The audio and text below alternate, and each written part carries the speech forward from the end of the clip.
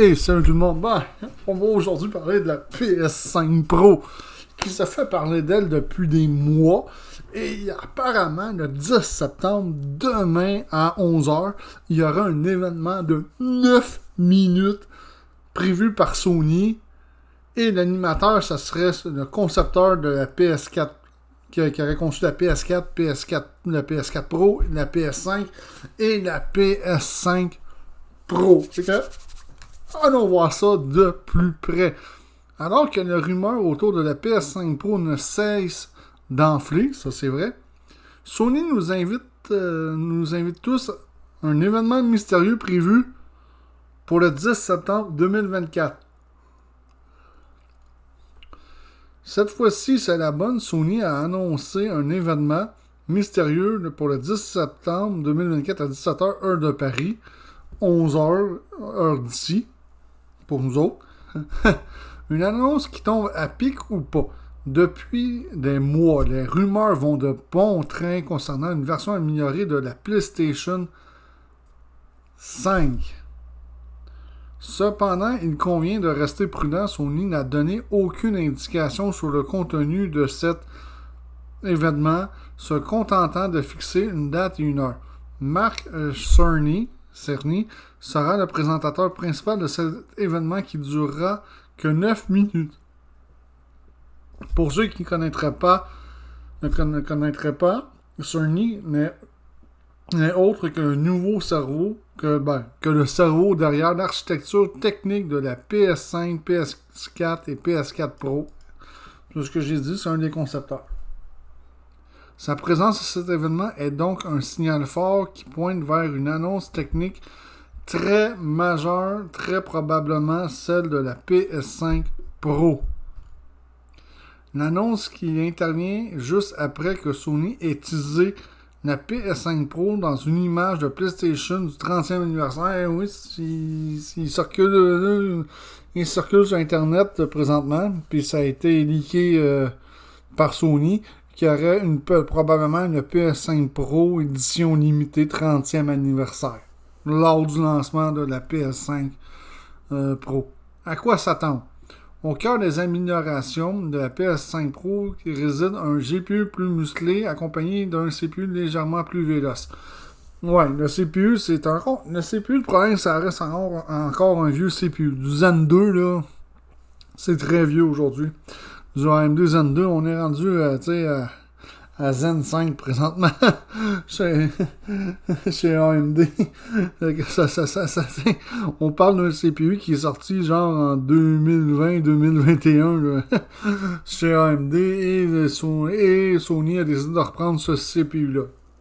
Ces changements de matériel ne sont pas anodins et visent à propulser la console vers de nouveaux sommets en termes de performance graphique. Bon, pas anodin. Là, on va mettre une chose au clair. Là. En principe, là, ce qui circulait, c'est que le vieux processeur AMD Zen 2 était overclocké de 200 MHz de plus. Pour moi qui travaille dans le PC, c'est très anodin. De ce côté-là. Parce que avoir 200 MHz de plus ou de moins sur un CPU ne changera pratiquement rien. Pratiquement rien. Il y aura à peu près aucune différence, sinon aucune différence. Je sais de quoi je parle. Malheureusement. La puce graphique, ce qui leakait depuis des mois, c'était la même puce graphique qu'il y avait dans la PS5 présentement, mais qui allait être overclockée. Plus haut. Ça peut changer un petit peu, mais jusqu'à combien, ça, on ne sait pas. Il n'y a rien qui prouve. Parce qu'on s'entend que la PS4 Pro, à l'époque, quand elle est sortie, moi j'avais une PS4 Slim. Puis côté performance, il n'y avait pas beaucoup de différence entre la PS4 Slim et la PS4 Pro. Il n'y avait pas beaucoup de différence. Vraiment pas beaucoup. De là à dire que ça va être un monstre qui va quasiment accoter un ordinateur PC, ça j'en doute. Parce que mon ordinateur PC présentement passe en avant d'une PS5 Pro 100 000 à l'heure. C'est même pas... Il n'y a même pas de question à se poser de ce côté-là. L'objectif, atteindre des définitions plus élevées, booster la fréquence d'image dans certains jeux et surtout améliorer la prise en charge du ray tracing, cette technologie qui révolutionne le rendu de lumière et des reflets dans les jeux. Ça, oui. C'est sûr que le ray tracing c'est le fun. Là, je l'utilise dans certains de mes jeux présentement et c'est assez révolutionnaire, je dois avouer. Surtout moi présentement, j'ai pas la dernière carte vidéo. Présentement, j'ai une 4070 Ti Super qui est légèrement plus performante qu'une 4070 Ti. Mais qui a quand même une bonne différence, qui peut apporter une différence côté graphique pour la simple et bonne raison, je joue en 2K sur mon ordinateur. Je ne joue pas en 4K, je ne joue en 2K. De ce côté-là. Ça fait bien mon affaire. Le rendu graphique là, en 2K est quand même très très bien. L'accent mis sur la performance graphique plutôt sur une refonte complète du CPU suggère que Sony chercherait à prolonger la durée de vie de la génération PS5 actuelle plutôt de préparer le terrain pour une PS6. Fait que, ouais, ça...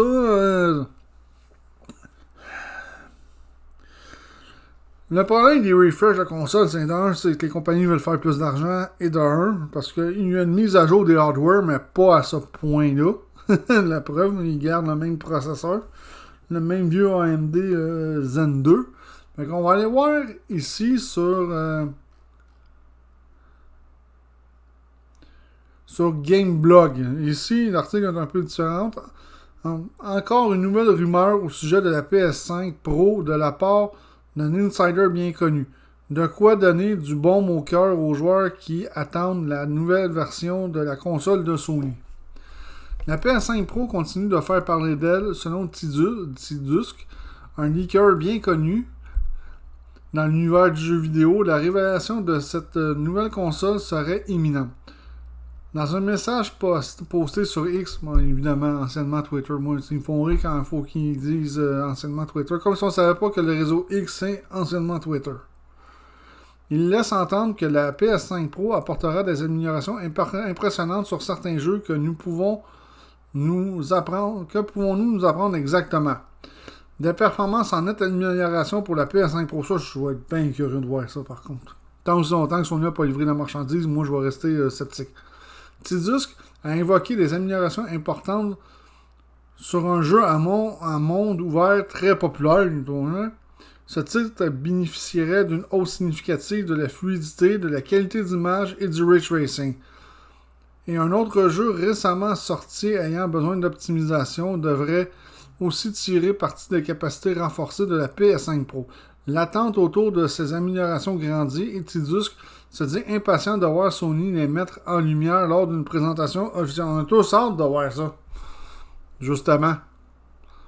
Cette rumeur arrive au bon moment car un State of Play est également au centre des spéculations. Il est confirmé le State of Play. Il y en a un demain qui va durer 9 minutes. D'après moi, c'est pour l'annonce de la PS5 Pro. D'après moi. Il pourrait avoir lieu à la fin du mois de septembre. Selon plusieurs insiders, cet événement serait l'occasion parfaite pour Sony de lever le voile sur la PS5 Pro. Cela se confirme. Ce State of Play deviendrait la scène idéale pour dévoiler cette nouvelle version de la console tant attendue par les fans de la PlayStation. Moi, c'est surtout ça ici qui m'intéressait de vous lire. Pourquoi une nouvelle version? La PS5 Pro permettrait à Sony de répondre aux attentes croissantes des joueurs. Avec l'essor des téléviseurs 4K et 8K, la demande pour des jeux toujours plus visuellement époustouflants est forte. La PS5 Pro offrirait des performances encore plus poussées pour des expériences de jeu plus fluides et graphiquement abouties. Certains jeux, notamment les plus récents, peinent à exploiter la puissance de la PS5 actuelle. Eh oui, c'est ce que j'allais dire. S'il y a des jeux présentement qui peinent à exploiter. Le seul jeu que j'ai trouvé vraiment très beau graphiquement qui est sorti tout récemment, c'est Astrobot. J'ai acheté le jeu Astrobot, on m'a dit que c'était un excellent jeu, et oui, c'est vraiment très bon. Et côté graphiquement, je le trouve vraiment merveilleux, le jeu. Mais il n'y a à peu près pas de jeu qui exploite la puissance de la PS5 actuelle. C'est ça qui me fait rire. Là. Commencer par exploiter toute la puissance de la PlayStation actuelle, puis après ça, on verra. Là. Une version Pro viendrait résoudre les problèmes en améliorant la fluidité, la résolution et des effets visuels comme le ray tracing, ça on en a parlé dans l'autre article. Cela permettrait à la console de rester compétitive sur le marché tout en offrant une expérience optimale aux joueurs les plus exigeants. Les joueurs les plus exigeants.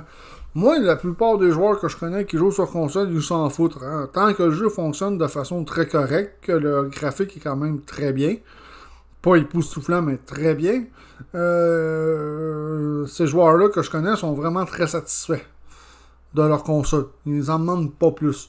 Tant que les jeux sont bien optimisés et tout le bordel. Là, pour eux autres, ça fait le bonheur. Bon, le gros problème de la PlayStation présentement, de la PS5 présentement, c'est qu'elle était supposée de faire le 8K et ce n'est vraiment pas le cas. Elle peine à faire le 4K présentement, de la PlayStation 5 actuelle. Elle peine à faire le 4K, fait que de ce côté-là, Sony se sont vraiment plantés de ce côté-là lors de la sortie de la PS5 en 2020-2021. Ils se sont plantés là-dessus quand c'était écrit sur la boîte 8K. Elle ne fait pas le 8K, la PS5 actuelle. Mais encore là, comme j'ai dit, je suis d'accord avec eux autres. Certains jeux, notamment les plus récents, peinent à exploiter pleinement la puissance de la PS5 actuelle. Je suis entièrement d'accord. Il y a beaucoup de jeux de PS5 présentement qui peinent à exploiter la PS5 actuelle.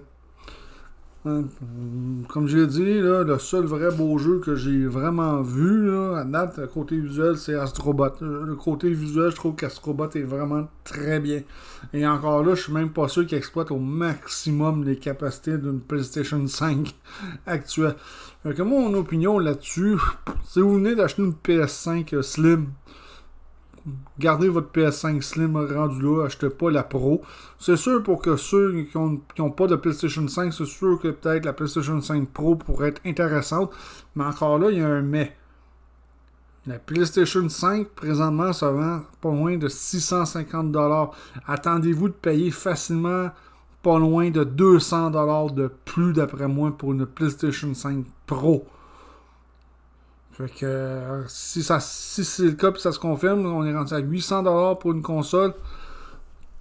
Moi, je considère que ça ne vaut vraiment pas la peine de mettre tout cet argent-là pour une console que, selon moi, côté hardware, est déjà dépassée depuis quelques années de ce côté-là. Parce que ça va être ça, là, comme j'ai dit, ça va être le même vieux processeur Zen 2 qui va être dans la PlayStation 5 Pro, overclocké de 200 MHz. Ça reste quand même un très vieux processeur. Fait que si, mettons, le prix augmente à peu près de 200$ pour la PlayStation 5 Pro, ça ne vaut vraiment pas la peine de l'acheter de ce côté-là. Moi, pour terminer, j'ai une PS5 Spider-Man édition que j'ai achetée. Et je la trouve cool, la PS5 Spider-Man édition. Fait que moi, j'ai l'intention de rester avec ma PS5 Spider-Man. J'ai même pas l'intention d'acheter une PS5 Pro, même si ils sortent une PS5 Pro, une PS5 Pro 30e anniversaire. Fait que là-dessus, je vous dis ciao tout le monde, à la prochaine.